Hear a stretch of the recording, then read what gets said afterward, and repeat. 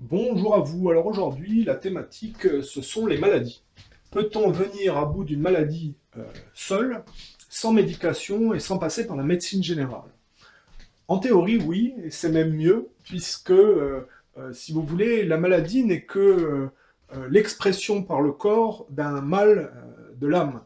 Donc, si on remonte à la source et à la cause, hein, à l'origine du mal de l'être, si vous voulez, on est beaucoup plus pertinent et efficace dans la résolution de la maladie. Mais c'est une théorie qui est bien belle dans l'absolu, si vous voulez. Le problème, c'est que il faut être très courageux et avoir beaucoup de volonté pour parvenir à faire le travail soi-même. Donc, ma vidéo, si vous voulez, n'est qu'un accompagnement complémentaire de la médecine générale et de la médication qui, dans les cas, hein, la plupart des cas, si vous voulez, restent encore incontournables parce que, on prend l'exemple d'un cancer du sein. Plus c'est dépisté à temps, mieux c'est. Et après, les personnes aventureuses qui voudraient s'essayer à surmonter le problème par elles-mêmes s'exposent à faire durer, si vous voulez, une maladie qui, si elle avait été prise en charge à temps, aurait été résolue, si vous voulez. Donc, ce n'est pas une vidéo qui, si vous voulez, mettra les gens en danger en disant qu'il faut absolument éviter la médecine générale. Malheureusement, les gens n'ont pas assez encore aujourd'hui de personnalité, de volonté, de force d'âme pour affronter ces problèmes eux-mêmes. On a, au fil du temps, perdu, si vous voulez, une résistance qui va avec aussi la modernité, puisque la vie est beaucoup plus facile que dans le temps. Hein. Dans le temps, les gens devaient être plus rudes parce que c'était une question de survie, si vous voulez. Enfin, ceci dit, quand on voit les maladies du passé et les fléaux, si vous voulez, des époques d'antan, on est quand même bien content d'avoir progressé et de ne plus, si vous voulez, vous voyez, hein, on peut parler de la peste, tout ce genre de choses. Non, là aujourd'hui, on va passer, si vous voulez, du temps à expliquer comment il est important, en parallèle de la médication et de la médecine générale, quand on ne peut pas faire autrement, de travailler à résoudre le problème de la manifestation extérieure qu'est la maladie, en ciblant à la source pourquoi un blocage personnel se manifeste de la sorte. Alors, pour prendre le cancer du sein, il faut passer par la symbolique. Hein. Déjà, ça commence par des choses toutes simples. Qu'est-ce que le sein pour une femme? Alors, le sein, c'est son rapport au monde, c'est ce qu'elle donne à l'homme, ce qu'elle donne à ses enfants, au foyer, c'est si vous voulez, son rapport au monde s'exprime par la symbolique du sein. Donc, une maladie qui a attrait au sein est un blocage qui concerne la femme dans ce rapport au monde féminin, si vous voulez, particulièrement qui a attrait à la féminité. Comment on peut déterminer ce qui provoque la maladie? Ça fait appel à des notions subtiles comme la notion de secret de famille et de non-dit. Souvent, dans son passé, on a un traumatisme, et qui est souvent relatif à l'adolescence, où l'on se cherche et on commence si vous voulez, explorer sa sexualité et son... C'est difficile l'adolescence, parce que c'est le moment où le caractère commence à apparaître et on se cherche. Et c'est une période propice, de manière subtile, à une prédation qui... Ça peut être au niveau de la famille, hein, le père, la mère. Ça peut être au niveau social, où on froisse volontairement cette période, ce qui peut engendrer un complexe, un blocage, qui se manifeste par la suite par une difficulté à exprimer réellement sa personnalité. À ça, si vous voulez, s'ajoute le transvasement intergénérationnel par le rôle de façade qu'on est obligé d'assumer au niveau de la société, notamment par les professions. Je m'explique. Une infirmière libérale soigne des personnes âgées, fait si vous voulez, les infirmières libérales en général, elles nettoient les personnes âgées, elles prennent, si vous voulez, par la médiation d'une profession, la douleur de leurs propres parents, si vous voulez. Ça, c'est le transvasement intergénérationnel. C'est-à-dire que la profession n'est que la manifestation symbolique du fait qu'on assume pour les anciennes générations un blocage qui concerne les anciennes générations par rapport aux autres anciennes générations. Et selon qu'on soit plus ou moins détaché par rapport à ça, il est beaucoup plus facile d'assumer une profession, si vous voulez. Parce que infirmière libérale, ça veut dire 40 ans de travail à prendre soin des personnes âgées, à faire leur toilette, si vous voulez. Ça peut, sur certaines personnes, taper sur le système ou induire par somatisation des maladies ou des comportements qui peuvent devenir violents, voire, dans les cas les plus extrêmes, une faible personnalité induit des comportements déviants comme des infirmières qui empoisonnent des gens. Ça n'est pas aussi simple que ça d'assumer une profession qui n'est que le transvasement d'une charge ingrate intergénérationnelle. Et si, alors la plupart des gens sont quand même raisonnables et ont les pieds sur terre, si vous voulez. Hein. La profession, c'est comme un vêtement. Il est plus ou moins ample. Mais quand, pour certaines personnes, c'est un vêtement trop étroit, ça gratte, ça bloque, si vous voulez. C'est une image que j'utilise, mais ça se manifeste par des comportements irrités, voire des maladies, ou de la violence, même parfois maquillée, si vous voulez. Car on est à un niveau de l'humanité où le psychisme est verrouillé et où on vit dans l'inconscient, si vous voulez, des réalités subtiles. Ce qui fait que comme on n'arrive pas à pointer du doigt un blocage, ça se manifeste par l'expression corporelle, si vous voulez. C'est pourquoi il faut travailler avec attention sur le passé, sur l'adolescence et sur toutes les périodes de la vie où on peut avoir été victime d'une prédation subtile qui engendre un blocage pour soi après, dans la vie de tous les jours.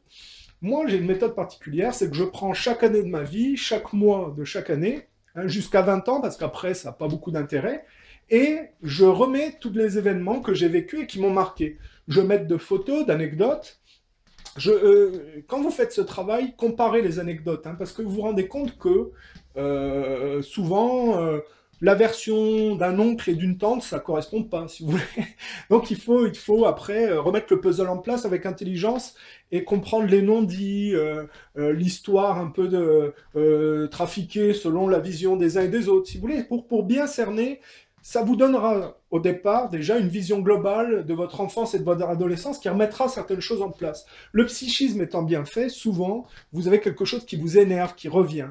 Au lieu de fuir, saisissez cette occasion pour poser à plat ce qui vous énerve. C'est souvent un conflit, alors ça peut être un conflit au père, à la mère, ou de la jalousie, un problème avec...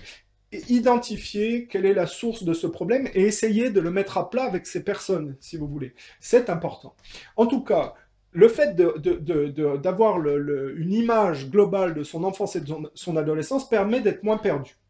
Ensuite, dans ce travail pour cibler le traumatif, le passif traumatif, on peut s'aider de symbolisme. Pour ça, il y a un livre intéressant qui est Le symbolisme de la mythologie grecque de Paul Diel. Même si c'est un peu répétitif, c'est très intéressant d'utiliser la symbolique de la mythologie grecque parce que si on prend par exemple le personnage d'Andromède, c'est une femme qui... on va dire une fille qui prolonge l'ego de sa mère et qui est vouée, si vous voulez, à se faire... elle est enchaînée à un rocher et vouée à se faire manger par un monstre marin. C'est, si vous voulez, la femme qui est investie dans la transmission intergénérationnelle qui perpétue, si vous voulez, l'ambition de la mère et qui est vouée à être déchiquetée par le ça. L'eau, le Neptune, c'est le ça. Et un des héros de la mythologie grecque qui est Persée sauve Andromède, si vous voulez, et l'épouse. Donc, le mythe d'Andromède permet, dans le conflit entre les nouvelles générations, dont le chef de file est Zeus, dans la mythologie grecque, en conflit avec les anciennes, donc Chronos, le père de Zeus, qui mange ses enfants, on voit qu'avec ces notions de mythologie grecque, on arrive à aborder ce qui a trait à la prédation intergénérationnelle et à la faculté de s'en émanciper ou pas. De là dépendent toutes les choses, si vous voulez, parce que quand on est enfermé dans la transmission intergénérationnelle, dans les secrets de famille et dans les non-dits, il est plus ou moins difficile, selon les personnalités, d'assumer le transvasement intergénérationnel par le biais notamment d'une profession ou d'un rôle de façade qu'on est contraint de jouer, si vous voulez. C'est toujours... Il faut bien comprendre que d'assumer un transvasement intergénérationnel, ça n'est bon ni pour les nouvelles, ni pour les anciennes générations, au-delà de la norme, si vous voulez. Pourquoi? Parce que si une personne d'une ancienne génération fait assumer à ses enfants un blocage par rapport aux encore plus anciennes générations, elle ne fait pas le travail de s'en émanciper, mais en plus, la nouvelle génération qui le fait a quelque chose d'impropre, si vous voulez. Et c'est le fait d'avoir un vêtement impropre qui peut induire des maladies ou des caractères irritables ou de la violence, si vous voulez. Ça, ce sont des notions importantes. Mais ça ne suffit pas. Donc il faut s'aider il faut avoir d'autres niveaux de lecture. Le plus important, c'est d'avoir la possibilité de travailler sur son passé et cibler son passif traumatif. Donc c'est dans le rapport au père, dans le rapport à la mère, et parce qu'il y a de la castration chez les hommes, mais ça existe également chez les femmes de manière accentuée. On peut même dire que pour le complexe d'Oedipe, ça peut parfois être bien plus développé chez les femmes que chez les hommes, si vous voulez. Ça, c'est important de bien dégager ces aspects-là. Le complexe d'Oedipe, ça renvoie aussi à la mythologie grecque.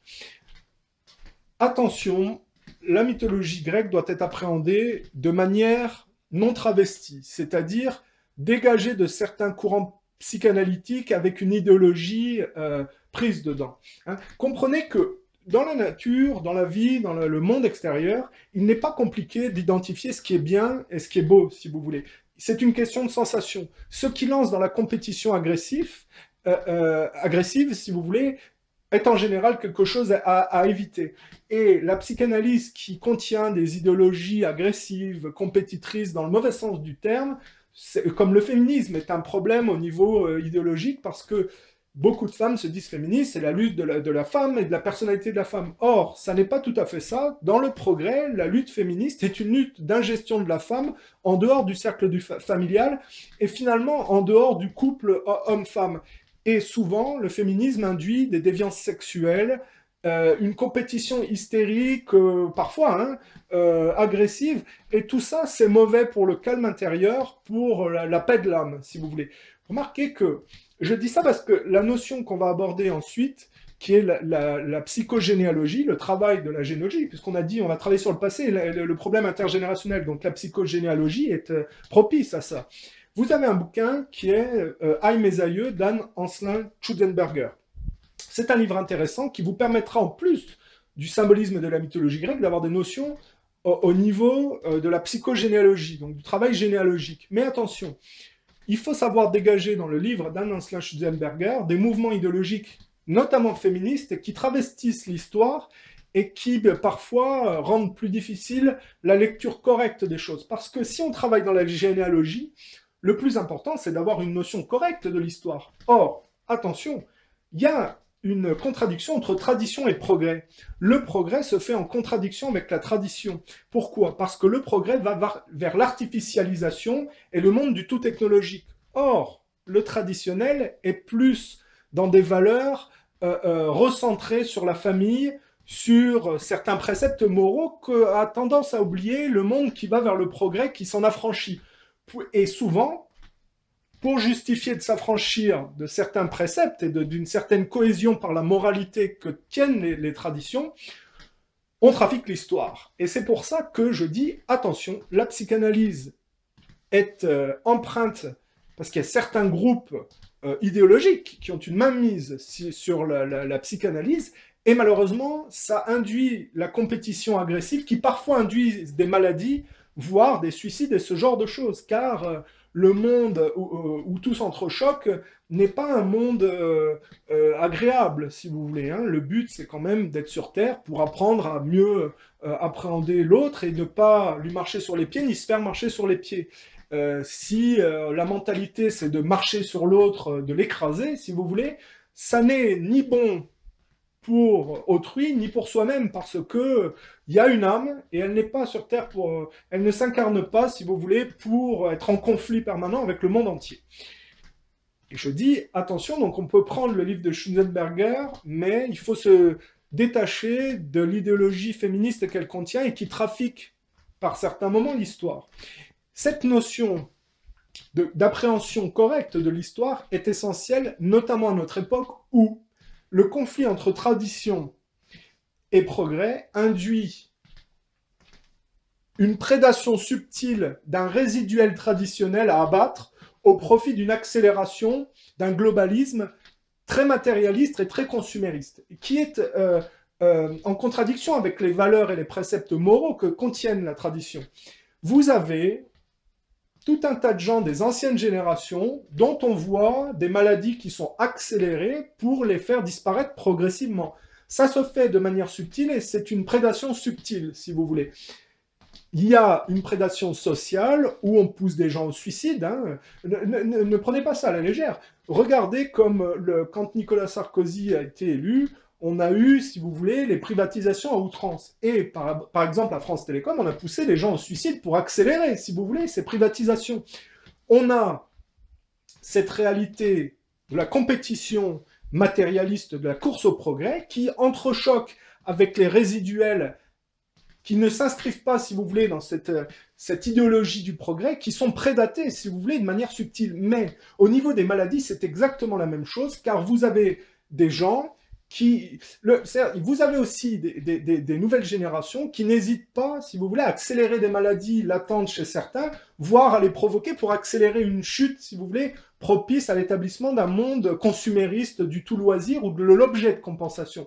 Car les nouvelles générations sont mues par la volonté, si vous voulez, antichrétienne, je vais vous expliquer pourquoi je dis ça, de jouissance. Parce que cantonné à un matérialisme ingrat par les anciennes générations, ils veulent jouir de l'objet de compensation, si vous voulez. Le problème, c'est anti-chrétien parce qu'ils ne font pas l'effort de s'extraire de la prédation intergénérationnelle, ils ne font que se plaindre et demander en contrepartie des dédommagements alors qu'ils n'ont pas surmonté la souffrance intergénérationnelle et ne l'ont pas transformé en maturité. Et c'est en ça que c'est anti-chrétien, parce que si on suit le parcours du Christ, on voit que le Christ, lui, il se coltine, si vous voulez, le chemin de croix à la place de Barabbas, mais au lieu de tomber dans la haine et le complexe, il pardonne, il fait le tour des faiblesses humaines, si vous voulez, et il essaye d'aider. Donc ça, c'est le Christ a montré comment s'en sortir de ces rapports de compétition barabassienne au profit des marchands du temple, hein, avec le judaïsme qui est l'aspect matérialiste sous-jacent du culte de la façade. Bon, on est dans une configuration où le monde se juivise, hein, tente à porter au pinacle le judaïsme, Israël, hein, parce on entend parler d'un gouvernement mondial unique avec Israël au centre des impulsions. On fait l'apologie de l'homosexualité, si vous voulez, on s'affranchit de tout un tas de règles qui permettait dans les traditions une certaine cohérence, si vous voulez. C'est en ça que je dis que le mondialisme, version gauchiste, est empreinte d'antichristianisme et de volonté d'aller plus vite pour jouir, si vous voulez, de l'objet de compensation, alors que ce culte de la façade, normalement, les sociétés traditionnelles la remettent en cause par la droiture, la morale et la vertu, si vous voulez. C'est-à-dire de ne pas se plaindre sans faire les efforts de s'extraire d'un rapport intergénérationnel, mais d'essayer de l'affronter courageusement, hein, comme le Christ avec son chemin de croix, et progressivement de prendre de la hauteur là-dessus et de ne pas tomber dans le complexe. Or, le problème, c'est que le mondialisme, le progrès qui se complaît dans le culte de la science, ne fait pas ces efforts-là, et oublie la morale, et donc, pour aller plus vite, n'hésite pas à sacrifier le résiduel des anciennes générations, si vous voulez. Et ça passe parfois par le transvasement de maladies, si vous voulez, le défaussement de maladies. Vous avez même des gens des anciennes générations qui, par le trafic de l'histoire et la culpabilité déplacée, se rendent malades pour accélérer ce processus. Vous avez tout ça est compris, si vous voulez, dans le rapport idéologique des différents mouvements antagonistes, entre tradition et progrès. Et donc, au travail sur votre passif traumatif, s'ajoute la psychogénéalogie nettoyer des courants idéologiques qui vont vers le progrès et qui oublient, si vous voulez, certains préceptes pour aller plus vite. Mais vous pouvez coupler ça parce qu'on a besoin de calme hein, quand on est dans ce monde fait de fracas et de compétition, de bouddhisme. Car le bouddhisme contient vraiment des notions faciles à aborder pour pour se détendre, si vous voulez, et avoir son jardin secret avec, si vous voulez, de l'harmonie. Hein. C'est souvent le déséquilibre, c'est comme l'image du corps, hein, si vous voulez. Le corps doit être équilibré. Chaque déséquilibre, y compris dans l'alimentation, favorise l'émergence de maladies. Un esprit sain dans un corps sain, ce n'est pas quelque chose qui vient comme ça par hasard. Ce sont des notions acquises sur l'expérience et qui permettent une vie plus simple. Le problème, c'est que quand on va dans le progrès de manière accélérée, évidemment, on est déséquilibré dans le culte de la façade, de la science, et évidemment, la famille est délaissée, l'enfant, le couple, on change, on divorce, les enfants, on s'en fout, de toute façon, les couples sont recomposés. Bon, il y a les déviances sexuelles. Alors, il y a aussi la critique qu'on peut faire de la psychanalyse, c'est au lieu d'apprendre aux gens à surmonter ce qui provoque la déviance sexuelle, qui a trait, si vous voulez, à la complaisance dans un rôle ingrat et le masochisme. Le but de la psychanalyse, comme le but de la médecine, c'est de rendre l'âme saine, donc de sortir de ces déviances. Vous avez des courants idéologiques de la psychanalyse qui aujourd'hui disent il n'y a plus de tabou, donc autant vivre ces déviances et assumer, si vous voulez. Ça, c'est la mauvaise psychanalyse qui va dans le mauvais sens, si vous voulez. Hein. Et évidemment, plus on va dans le mauvais sens, plus ça favorise l'émergence de maladies et de conflits par rapport au monde, voire d'aliénation mentale. Bon, il y a beaucoup de travail, évidemment, quand on veut surmonter une maladie. Il faut avoir des notions de symbolisme, il faut travailler sur le bouddhisme, il faut travailler sur la psychogénéalogie, il faut faire preuve de volonté et de courage, et il faut identifier l'époque de l'adolescence où on a été froissé, ce qui induit dans le temps, dans le monde adulte, de ne pas être en capacité de pouvoir donner ce qu'on voudrait donner. C'est aussi par rapport au fait que les anciennes générations cantonnent un rôle de façade, on peut se retrouver dans un couple faux. Et donc on peut aussi somatiser à ce moment-là, dans ce rôle de façade, une maladie, parce qu'on n'est pas à sa place, si vous voulez, originale. Il faut, quand on a des enfants, assumer, et quand on a un couple, essayer de le sauver. Mais au bout d'un certain temps, on ne peut pas aller au-delà d'un certain point. Donc il vaut mieux divorcer dans ce cas de figure. Mais ça ne doit pas se prendre à la légère. Il faut faire un travail pour voir si on ne peut pas, selon la situation, changer la donne et essayer de sauver ce qu'il y a à sauver. Si évidemment on peut pas, et donc il vaut mieux divorcer que de rester, si vous voulez, dans une situation qui s'éternise dans l'insanité ou quelque chose de malsain. Mais en tout cas, la difficulté, si je prends le cancer du sein pour une femme, d'exprimer sa féminité, c'est souvent qu'elle est cantonnée à un rôle qui n'est pas original et qui n'est pas viable, si vous voulez, dans lequel peut-être elle s'enferme par négationnisme. Négationnisme, ça n'a pas attrait à 39-45 chez moi. C'est nier le viol intergénérationnel qu'on a subi du père, de la mère, si vous voulez. Un viol réel ou un viol subtil, ça peut être non dit, une pression psychologique. Souvent, on s'enferme dans un rôle induit par les anciennes générations, qui est ingrat et qui ne débouche pas sur quelque chose de satisfaisant, et ça peut se manifester par une maladie. Mais on peut aussi jouer un rôle que la société veut vous faire jouer, et qui consiste parfois à vous mettre sur une voie de garage et à se débarrasser de vous. Donc là, quand on joue un rôle superficiel induit par l'extérieur, on peut aussi manifester une maladie et disparaître parce que l'environnement, vous ne cadrez plus au progrès, si vous voulez. Ce qui ne veut pas dire que dans l'absolu, c'est vous qui êtes à la faute, mais par exemple, si vous êtes d'un résiduel traditionnel des anciens temps, ou plus, vous pouvez être l'objet de prédation subtile sans vous en rendre compte. Et c'est là que, si vous voulez, l'appréhension de l'histoire est essentielle pour savoir se positionner dans l'échiquier de la société. Si on vous dit, par exemple, les Américains, c'est les gentils, et les nazis, c'est les méchants.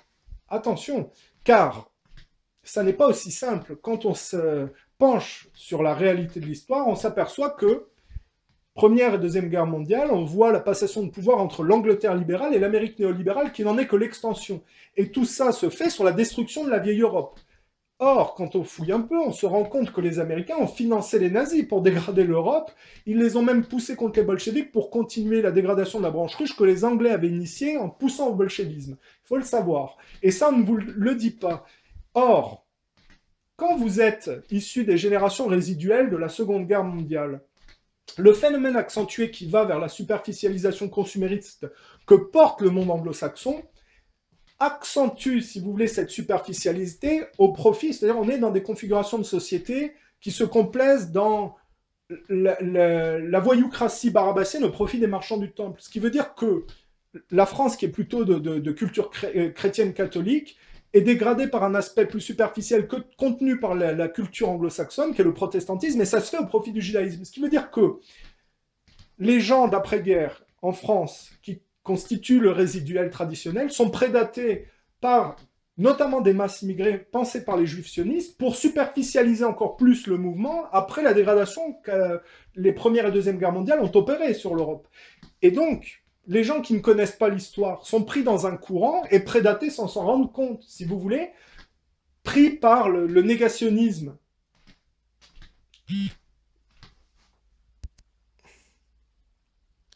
Le négationnisme spirituel, c'est-à-dire la négation, en plus, on est pris dans un courant négationniste au niveau spirituel et révisionniste, qui trafique l'histoire pour maquiller, si vous voulez, c'est-à-dire que l'enfoncement vers le matérialisme est maquillé sous couvert de progrès, alors que ceux qui résistent au niveau de la tradition sont pointés de plus en plus comme les nazis ou les fascistes, si vous voulez.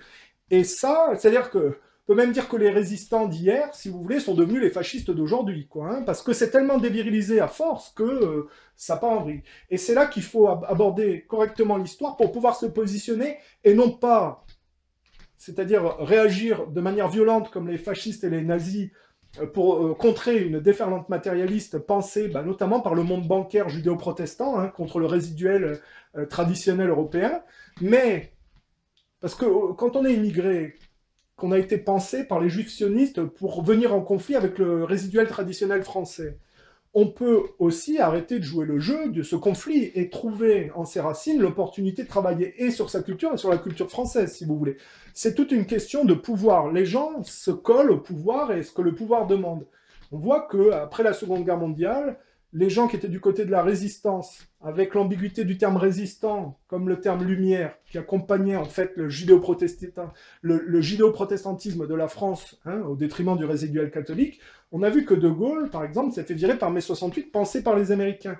Puis Sarkozy-Hollande, s'inscrivant dans la mouvance de mai 68, produisent Macron. Et tout ça vers le marché transatlantique. Donc on voit bien qu'il y a un mouvement de superficialité qui dégrade le résiduel traditionnel au profit d'une norme mondialiste, si vous voulez. Et c'est la faculté d'appréhender l'histoire correctement qui fait que vous pouvez vous sauver ou pas. Parce que si vous êtes négationniste et révisionniste par hypocrisie, évidemment, il ne faut pas se plaindre de se faire dégrader par la sous-jacence, hein, de ce que ça représente. De Gaulle n'est pas dégagé par mai 68 par hasard, il était du côté de l'Angleterre. Je ne dis pas qu'il fallait être du côté des nazis ou des fascistes, je dis juste que on assiste souvent dans le temps, quand il y a une juivisation collective, à des cycles d'alternance fasciste-antifasciste. Bon. Après la Seconde Guerre mondiale, Churchill disait « les antifascistes d'aujourd'hui seront les fascistes de demain ».